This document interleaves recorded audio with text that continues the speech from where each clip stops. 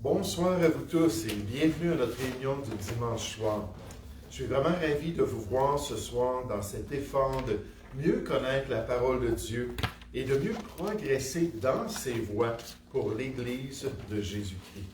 Nous débutons ce soir une nouvelle série biblique à travers une des lettres envoyées par Paul à un co-ouvrier dans l'œuvre de Christ.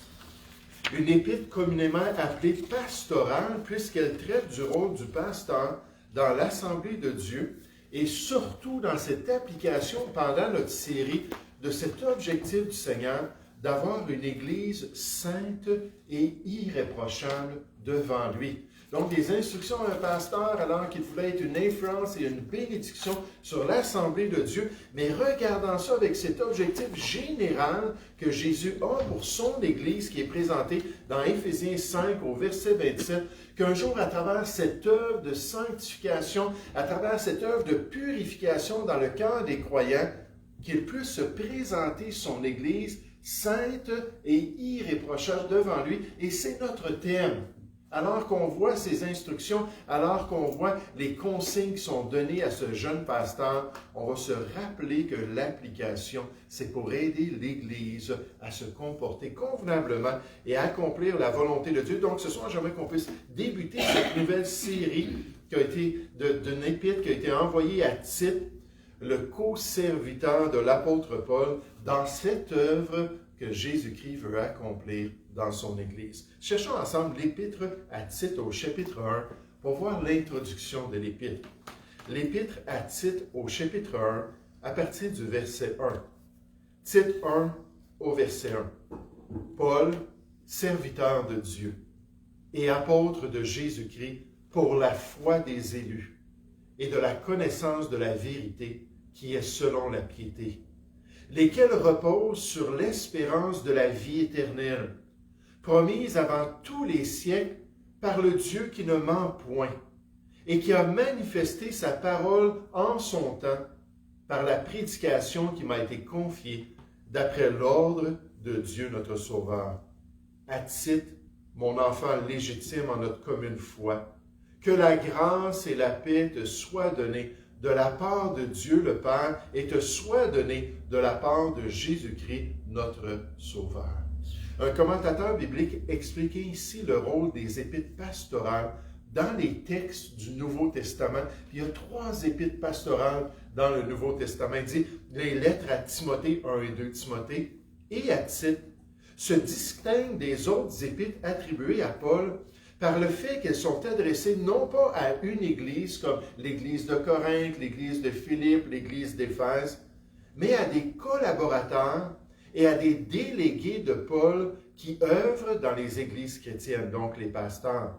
Elles sont connues collectivement sous le nom d'épîtres pastorales parce qu'elles sont écrites à des personnes chargées de superviser des assemblées spécifiques et qu'elles concernent directement les rôles et les responsabilités du pasteur pour le bien de l'œuvre de Dieu dans son plan pour son Église. D.A. Silva. Et plus spécifiquement concernant cette épître envoyée au jeune pasteur du nom de Tite, cet ouvrier qui a été bien impliqué dans le ministère chrétien avec Paul, le pasteur Warren Wiersbe affirme, tandis que Timothée travaillait dans la métropole d'Éphèse, c'est ce qu'on voit dans les écrits à Timothée, Tite avait fort à faire sur l'île de Crète. Et là, sur l'île de Crète, il y avait une église là-bas, et Paul essaie de l'encourager, essaie de le guider à travers cette épître-là, alors qu'il servait le Seigneur dans une église locale. Tite était un croyant grec qui avait bien servi Paul dans le cadre des missions spéciales, comme par exemple auprès de l'église de Corinthe. Apparemment, Tite avait été gagné à Christ par le ministère personnel de Paul, comme Timothée l'avait aussi été. Donc, ils avaient été gagnés au Seigneur, puis ensuite, ils avaient été chapeaudés dans le ministère chrétien. Paul écrit aux Corinthiens, « Tite est mon associé et mon compagnon d'œuvre parmi vous. » 2 Corinthiens 8 au verset 23, alors qu'il a servi avec Paul, qu'il a appris le ministère pendant qu'ils étaient à Corinthe. Mais les habitants de l'île de Crète n'étaient pas des plus faciles. Et Tite s'est quelque peu découragé. Comme Timothée, il était probablement un jeune homme. Mais contrairement à Timothée, Il n'était pas sujet à la timidité et à divers problèmes physiques, comme on voit que Timothée avait. Paul avait accompagné Tite en Crète et l'avait laissé là pour corriger les choses qui n'allaient pas. Comme des Juifs de Crète étaient présents à la Pentecôte, d'après Acte 2 au verset 11, lorsqu'on décrit tous ces personnages-là, il est possible que ces gens aient reporté avec eux l'Évangile dans leur pays d'origine. Tite a eu son lot de problèmes parmi eux, en parlant de son ministère là-bas dans les églises chrétiennes. Et là, on se souvient encore de l'objectif que l'Église puisse être sainte et irréprochable. C'était pas facile pour ce jeune pasteur. Les églises avaient besoin de dirigeants qualifiés pour les guider. Et les différents groupes qui les composaient avaient besoin d'être encadrés dans la volonté de Dieu. Un groupe de faux enseignants, par exemple, essayait de mélanger la loi juive avec l'évangile de la grâce. Ça s'est produit à plusieurs reprises dans les églises que Paul avait débutées ou influencées. On va regarder ça quand on va traverser l'épître à Tite. Tandis que certains croyants païens abusaient du message de la grâce et le transformaient en licence pour le péché. On va regarder ça aussi. De par leur nature, les habitants de la Crète n'étaient pas faciles à gérer. Là, je veux juste penser aux Québécois. On n'est pas un peuple facile non plus.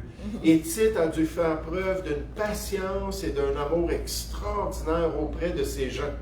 Il aurait été facile pour Tite d'entendre l'appel de Dieu d'aller ailleurs et de s'en aller dans une autre région, mais il s'est accroché à la volonté de Dieu et il a terminé son travail parmi ce peuple. Et nous, on peut juste dire Amen. Qu'il en soit ainsi dans l'œuvre de Dieu, même lorsque les temps sont difficiles. Alors, comment l'Église peut-elle devenir sainte et irréprochable devant Dieu? D'après la courte introduction qu'on a ce soir, dans les autres instructions, je vais vous dire, ça va être facile à voir l'application de ce que le Seigneur s'attend de l'Église, puis ce qu'il s'attend des dirigeants dans l'Église, puis comment l'Église peut vraiment le glorifier. Mais je vais vous dire, ce n'est pas évident en regardant cette petite introduction. Pourtant, c'est l'objectif du Seigneur pour les églises chrétiennes. C'est l'objectif du Seigneur pour le bon berger et toutes les assemblées qui veulent être fidèles au Seigneur. Comment atteindre ce grand objectif biblique? Ce soir, j'aimerais qu'on puisse considérer, à la lumière de l'exemple de l'apôtre Paul, qui se décrit dans l'introduction, que l'Église doit être fidèle à la vérité. L'Église chrétienne, pour être sainte et irréprochable devant le Seigneur, pour être présentée au Seigneur Jésus un jour dans la gloire, a dû être une Église qui était fidèle à la vérité. L'Assemblée chrétienne doit sans cesse avoir la vérité comme guide dans sa marche avec son Sauveur. Elle doit s'attacher fortement à la vérité de la parole de Dieu pour plaire à son Seigneur. Elle doit être fidèle envers le message de Dieu pour marcher convenablement avec lui. Et on voit que c'est exactement le modèle que l'apôtre Paul donne à Tite et par extension étant inspiré de Dieu aux chrétiens de l'Église de Jésus-Christ. Et là, je viens juste de penser à un beau verset dans 1 Corinthiens 11 au verset 1, où l'apôtre Paul dit « Soyez donc mes imitateurs, comme je suis l'imitateur de Christ. » Et on doit regarder l'apôtre Paul, puis voir son exemple, voir le modèle qu'il a laissé à l'Église de Jésus-Christ. Puis dans Tite, chapitre 1, au verset 1, on nous dit « Paul ». Et donc, il s'introduit, il présente qui il est, l'auteur humain de cette épître, l'instrument nécessairement entre les mains du Saint-Esprit de Dieu pour communiquer ses instructions pratiques, ses instructions pastorales aux jeunes Tite pour qu'il aide l'Église de Jésus-Christ. Paul, serviteur de Dieu. Littéralement, c'est esclave de Dieu, esclave de Jésus-Christ et apôtre de Jésus-Christ, envoyé par Jésus-Christ avec un mandat pour son Église. C'est ça un apôtre, quelqu'un qui a reçu une charge, quelqu'un qui a reçu une responsabilité, un appel particulier. On nous dit pourquoi? Pour la foi des élus de Dieu. La foi des enfants de Dieu. Dieu l'a envoyé pour qu'il bâtisse la foi des chrétiens. Et on continue pour la connaissance de la vérité. pas n'importe quelle vérité, la vérité de Dieu. On nous dit la connaissance de la vérité qui est selon la piété. Comment est-ce qu'un chrétien peut connaître la vérité? Comment est-ce qu'il peut grandir dans sa compréhension des voies de Dieu? Comment est-ce qu'il peut progresser, comme on l'a vu ce matin, comme un disciple de Jésus-Christ? On nous dit que c'est tout basé, c'est tout fondé sur notre piété, sur un cœur qui est pieux envers le Seigneur, sur un désir sincère du chrétien de suivre son Sauveur, de lui être agréable et de marcher dans ses voies. Il dit, voici moi Paul. J'ai été envoyé par Jésus-Christ avec ce mandat-là de bâtir la foi des chrétiens et de leur enseigner la vérité de Dieu s'ils ont des cœurs enseignables, s'ils ont des cœurs bien disposés, s'il y a ce fondement-là d'une vraie piété. Mais la piété, c'est quoi? C'est le contraire de l'impiété ou de la rébellion. La piété, c'est un élan de cœur qui nous pousse à chercher Dieu et à désirer accomplir sa volonté. Paul débute son épître en rappelant à son jeune apprenti que la base de tout ministère chrétien, le fondement de l'œuvre de l'Église repose sur la vérité révélée par le Seigneur, que tout doit être basé sur la saine doctrine des Écritures, sur l'enseignement pur et sans tache de la parole de Dieu. Et si l'Église désire être sainte et irréprochable, elle doit suivre fidèlement la vérité de Dieu. Elle doit avoir une piété réelle et sincère qui l'apporte au message véridique du Seigneur comme l'autorité ultime de ses croyances et de ses pratiques dans ce monde. C'est pourquoi dans Tite chapitre 2, au verset 1, peut-être vous voulez tourner là, Paul ordonne au jeune Tite « pour toi ». On va le voir là, dans le chapitre 1, avant d'arriver au chapitre 2, il y a un contexte de faux frères, il y a un contexte de mauvaises influences dans ce regroupement-là sur l'île de Crète. Il dit, pour toi, dis les choses qui sont conformes à la saine doctrine. Dis les choses qui sont en accord avec la saine doctrine de Dieu, qui s'alignent avec la vérité du Seigneur, qui se soumet à la révélation de notre Sauveur, qui n'ajoute rien à sa parole, qui ne retranche rien de son message, mais qui est fidèle envers tout le conseil de Dieu. Et c'est comme ça qu'une Église peut s'attacher à la vérité, comme Paul avait été mandaté de le faire, pour être une bénédiction pour les Églises chrétiennes. Un auteur nous dit, revenant à ses instructions à Tite, en parlant de Tite, chapitre 2, verset 1, Paul établit un fort contraste avec les faux enseignants dont il vient de parler dans les versets précédents. On va le voir quand on va étudier ce passage. Tite devait enseigner dans l'assemblée ce qui était conforme à la saine doctrine, ou plus littéralement, ce qui était conforme à un enseignement saint, mais pas S-A-I-N-T, S-A-I-N, c'est-à-dire un enseignement en santé, qui n'a pas été contaminé, qui n'a pas eu de virus de la pensée humaine, des philosophies humaines. La notion d'enseignement saint est fréquente dans les épîtres pastorales. Il en va de même de l'idée que certains comportements sont conformes à la saine doctrine, alors que d'autres ne le sont pas. Les victimes de faux docteurs, de faux enseignants, n'étaient pas en harmonie avec la saine doctrine dans leur vie personnelle. C'est pourquoi Paul va décrire dans les bons types de comportements dans les prochains versets. On va le voir dans le chapitre 2, on va étudier ça. Mais l'importance d'avoir la saine doctrine, et ça va même influencer notre comportement pour être en accord avec la volonté de Dieu. Oh, dans cette introduction, alors qu'on considère l'exemple de l'apôtre Paul, on réalise qu'une Église doit être fidèle à la vérité. Si elle veut un jour se tenir devant le Seigneur Jésus, si elle veut être sainte et irréprochable selon le plan de Dieu, elle doit être attachée à la vérité. Maintenant, j'aimerais qu'on puisse aussi considérer ce soir, dans notre texte biblique, plus précisément et plus spécifiquement, que l'Église doit être fidèle aux vérités du salut. L'Église doit être fidèle aux vérités du salut, toujours avec l'exemple de Paul et sa description personnelle. L'Église doit être fidèle à l'Évangile de notre Seigneur Jésus. Elle doit être fidèle à la bonne nouvelle du pardon du Seigneur. Elle doit observer même les termes précis qui sont présentés dans la parole de Dieu, d'après 1 Corinthiens chapitre 15, versets 1 et 2, parce que sinon la foi des gens serait vaine. S'ils ne croient pas dans le vrai message du salut, ce vrai message-là, c'est 100% Jésus et 0% nous, pour pouvoir gagner notre ciel. Il n'y a aucune part, c'est Jésus qui a tout payé.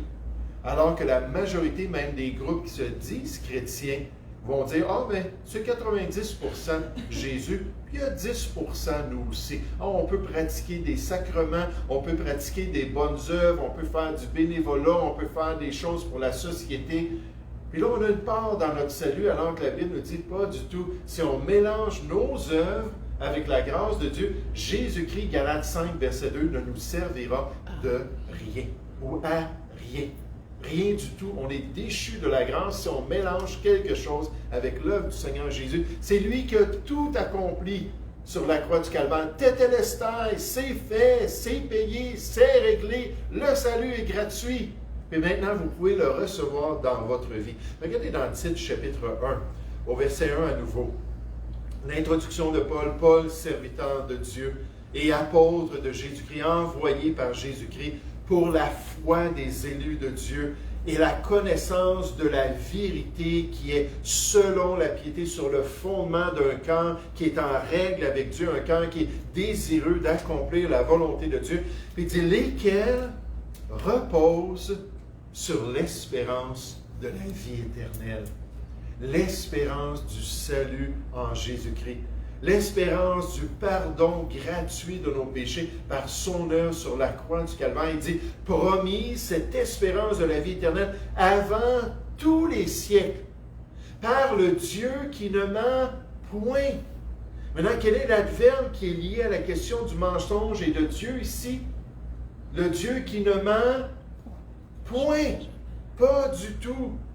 Dieu ne ment pas sur quoi que ce soit, mais certainement pas sur la question du salut des perdus. Dans Hébreux 6, au verset 18, on nous dit « Il est impossible que Dieu mente. Il est le Dieu véritable. » Jésus dit « Je suis la vérité. » Puis Dieu va toujours dire ce qui est vrai. Il est le Dieu véritable en toutes choses, incluant le salut.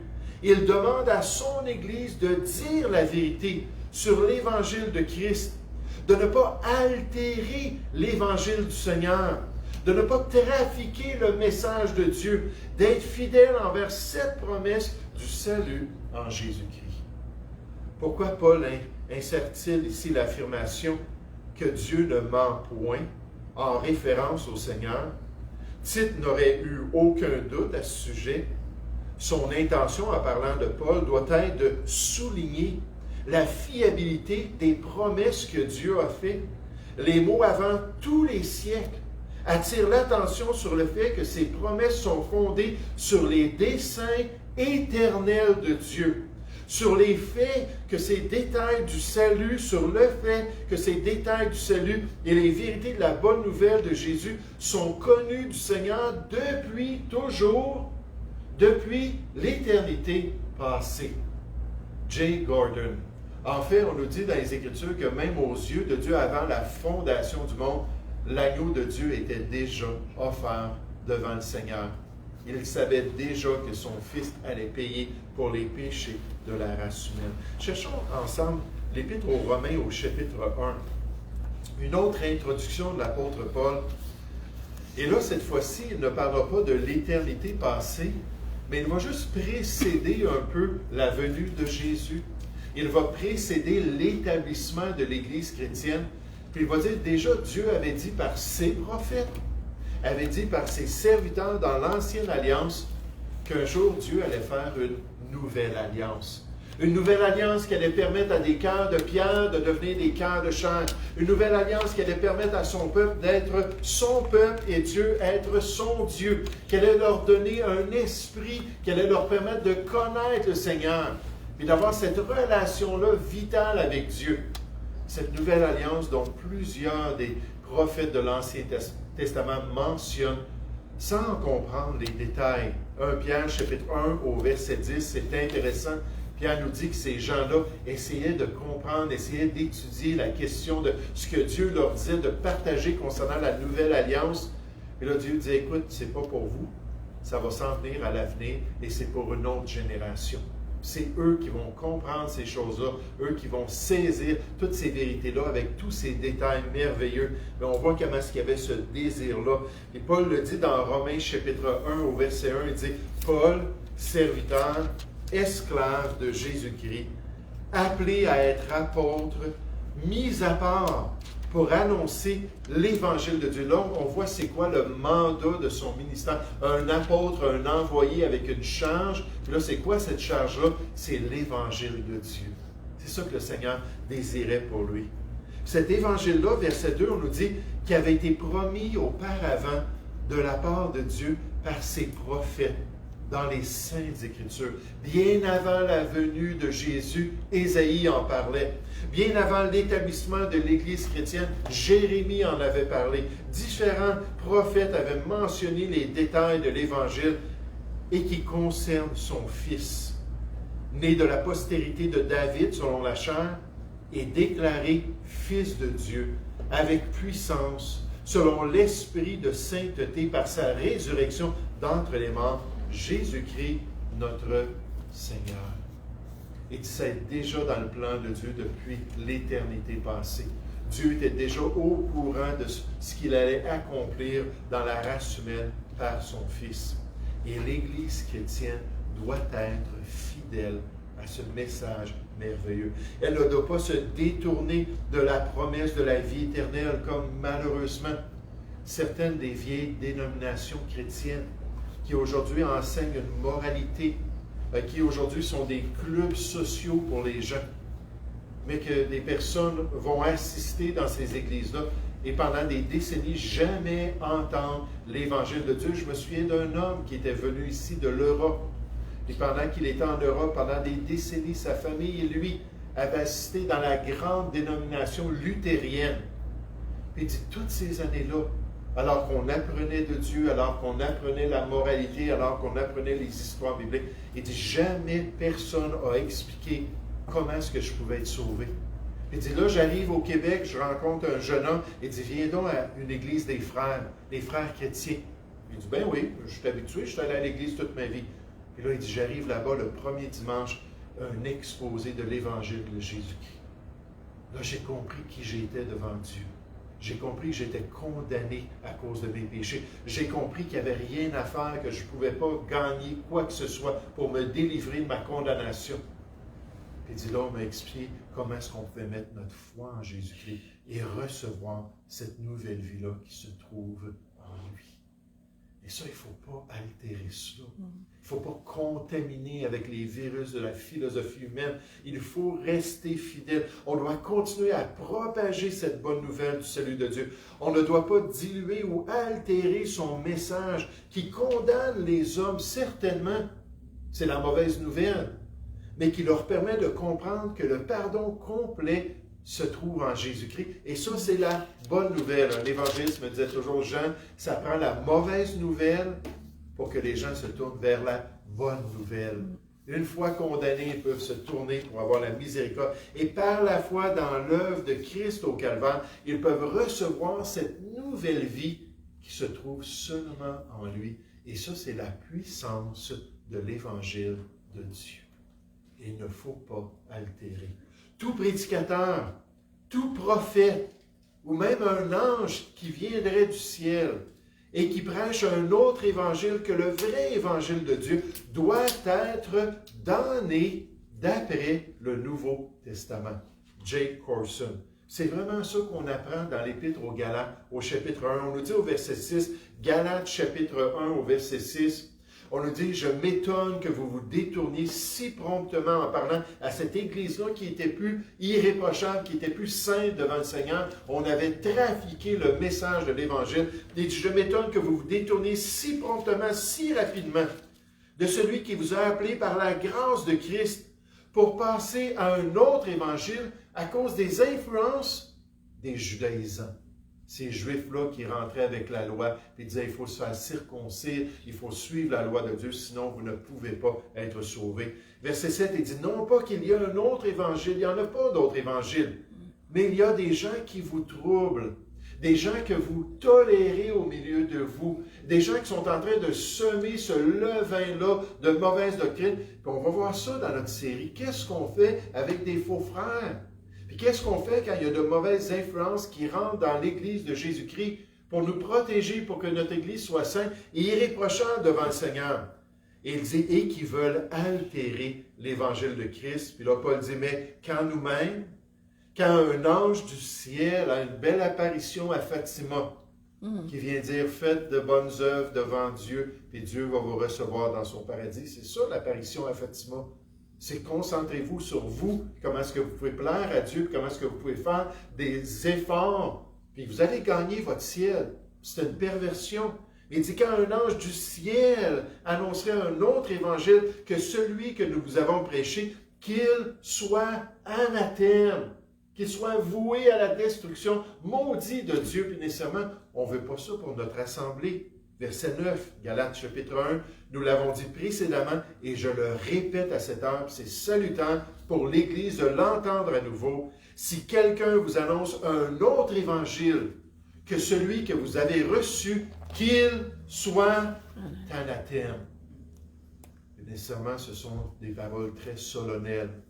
À peu près les paroles les plus solennelles concernant l'Évangile du Seigneur Jésus-Christ. Pour être sainte et irréprochable, d'après l'exemple de Paul, l'Église chrétienne doit être fidèle à la vérité du Seigneur en général. Pour être sainte et irréprochable dans les voies de Dieu, l'Église chrétienne doit être fidèle au salut en Jésus-Christ. Elle doit s'attacher à la vérité de l'Évangile. Puis de même, pour être sainte et irréprochable, l'Église chrétienne doit être fidèle dans sa proclamation du message que le monde perdu a tant besoin d'entendre. On ne trafique pas le message, on reste fidèle au message, puis on va l'annoncer aux autres. Elle doit prêcher la bonne nouvelle de Christ parmi les nations, comme Paul le fait à travers son ministère. Elle doit aller avec l'Évangile jusqu'aux confins de notre monde. Elle doit faire connaître à tous les hommes l'œuvre parfaite de notre grand Sauveur. Pourquoi? Parce que Dieu nous dit qu'il veut que tous les hommes soient sauvés et parviennent à la connaissance de la vérité. 1 Timothée 2 au verset 4. Puis Dieu demande à son Église de participer.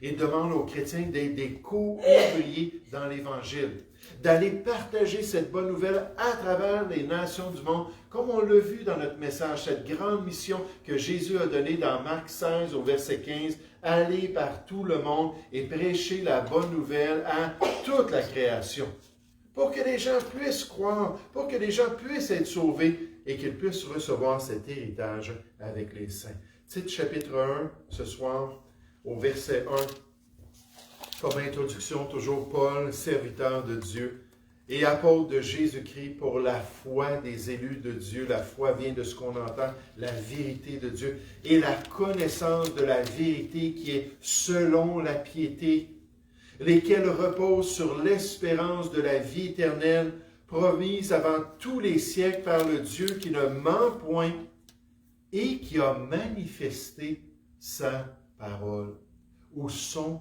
message, son évangile en son temps.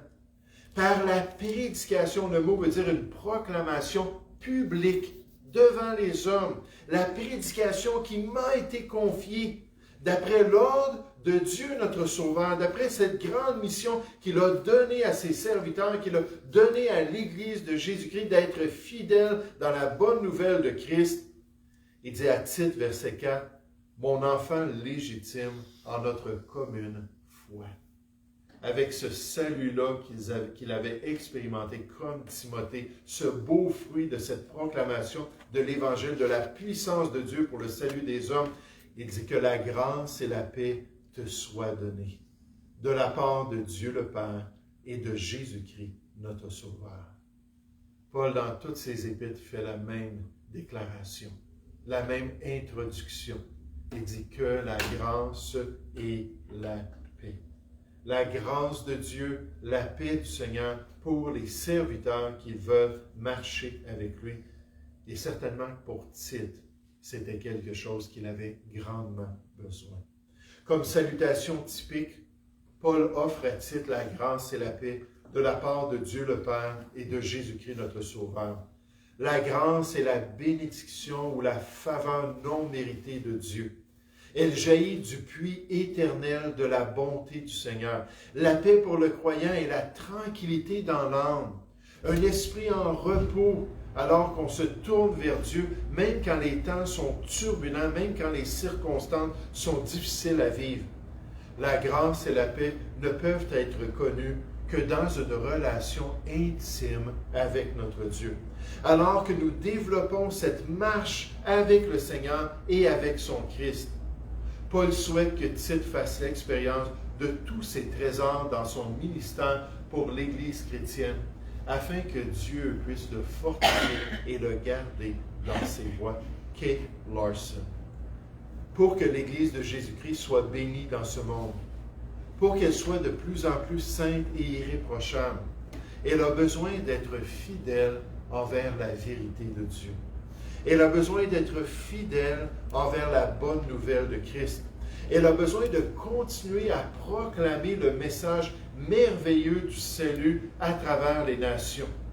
Et comme un auteur le dit si bien, et le tout résume une fidélité de l'Église envers la Bible et envers la parole de Dieu. Tous ces trois éléments-là qu'on a vus, ce sont des éléments qui sont liés avec la parole de Dieu. En examinant ces 4 déclarations de l'introduction de l'épître de Tite, un autre auteur dit, vous constaterez que Paul a tout lié à la parole de Dieu dans le ministère de ce jeune pasteur. Sa vocation et sa prédication dépendaient de la foi en Christ. Il voulait que Tite comprenne ce fait et fasse de la parole de Dieu une priorité dans son ministère chrétien. Les 3 épîtres pastorales mettent tellement l'accent sur l'enseignement de la parole de Dieu. Les églises locales devraient être des écoles bibliques où la parole de Dieu est enseignée fidèlement de manière systématique et de manière pratique pour l'Église de Jésus-Christ. Le pasteur Warren Wiersbe. Oh, que ce soit le cas ici au Bon Berger et que ce soit le cas dans toutes les assemblées qui sont fidèles à leur Seigneur et Sauveur. Puis que le Seigneur puisse nous permettre d'avoir une marche qui lui est agréable et qui est en accord avec la vérité. Nous allons prier ensemble. Oui, Père Céleste, on veut te louer, on veut te remercier pour cette introduction, on veut te louer pour cet exemple de l'apôtre Paul et nécessairement son encouragement de ce jeune pasteur qui probablement débutait dans ce rôle, si on pourrait dire, indépendant alors qu'il n'était plus sous les ailes de Paul, mais qu'il était encore sous son regard, sous son encouragement, sous son exhortation et nous, nécessairement, sous ses conseils. Ô Père Céleste, alors qu'on fait cette série à travers cette épître pastorale, je te prie que tu puisses nous aider à trouver des applications, à avoir des moyens de changer et de progresser, à s'assurer qu'on reste attaché à la saine doctrine. Et Seigneur, qu'on marche vraiment selon ton plan et selon ta vérité. Bénis-nous au Bon Berger, Seigneur, et bénis toutes les assemblées qui sont fidèles à ta parole. Puis aide-nous à travers toute cette série à vraiment t'honorer et te glorifier et surtout à continuer à marcher avec le Dieu véritable, celui qui ne ment point. Gloire à ton nom, Seigneur, au nom du Seigneur Jésus. Amen.